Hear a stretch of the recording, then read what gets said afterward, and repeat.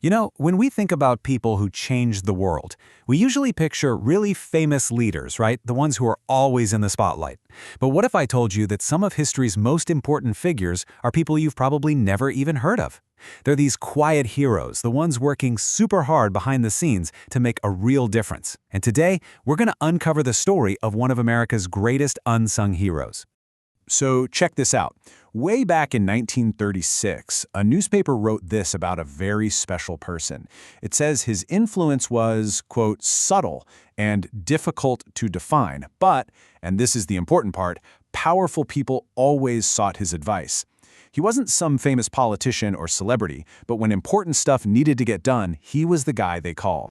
So who was this guy? This quiet but super powerful leader who was helping shape American history from the shadows? Well, let's find out. Okay, his name was Emmett J. Scott, and his story is just one of incredible determination. He's a man who started out with pretty much nothing, but went on to do amazing things, becoming a true, even if subtle, champion for progress.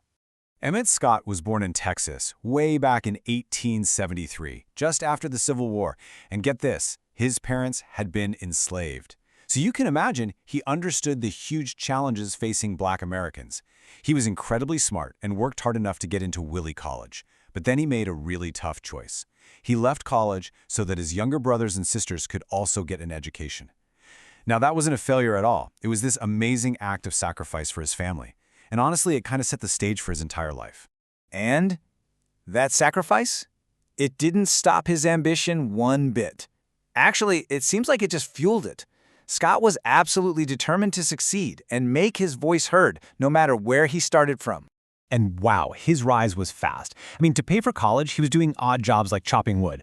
But when he started as a janitor at a newspaper, he did not stay there long. He quickly, and I mean quickly, worked his way up to become a journalist. And not long after that, he helped start the Texas Freeman, which was one of the first Black newspapers west of the Mississippi. He was giving a powerful new voice to his whole community. So, Scott's talent for organizing and communicating, well, it caught the eye of one of the most famous Black leaders in American history, Booker T. Washington.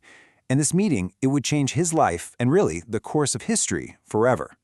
For 18 years, Emmett Scott was Washington's right-hand man at the famous Tuskegee Institute. Think about that. He was his ghostwriter, his closest friend, and his #1 champion. He was the strategic mind behind the scenes, you know? The quiet organizer who helped turn Washington's powerful ideas into actual reality. Scott also used his skills to fight injustice in, of all places, pop culture. In 1915, this blockbuster movie came out called The Birth of a Nation, and it was just filled with these awful racist stereotypes. Scott knew he had to do something, so he came up with this brilliant idea. He was going to fight a movie with another movie. He pictured a film that would tell the true story of Black Americans, their history, their achievements, their dreams. His amazing work eventually led him to his biggest role yet.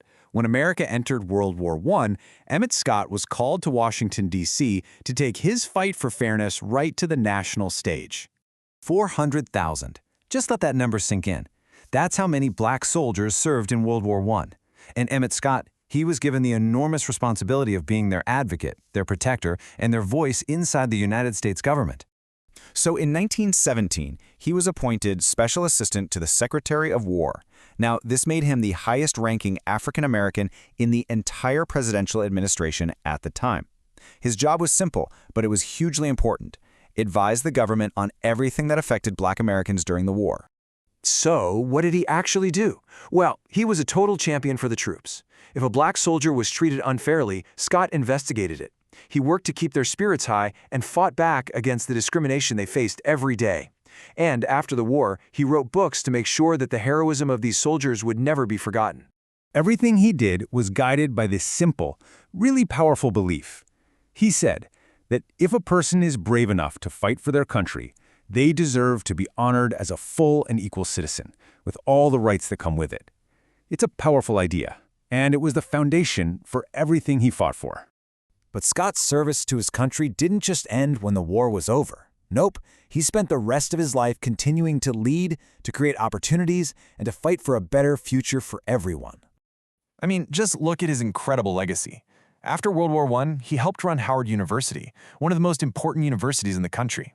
Then, during World War II, he helped create thousands of jobs for black workers in the nation's shipyards. But really, his greatest passion was education. He saw it as the key to success, and made sure not just his own 5 children, but also his 5 younger sisters all got college degrees. And this brings us right back to where we started. Emmett J. Scott's entire life proves that you don't have to be the loudest person in the room to make the biggest impact. Real, lasting change often comes from that quiet, dedicated, and just tireless leadership. So I'll leave you with this final thought. Emmett J. Scott was a master at working behind the scenes to lift people up and create positive change. What do you think his amazing story teaches us about what it means to be a leader in our own schools, in our own communities, and in our world today?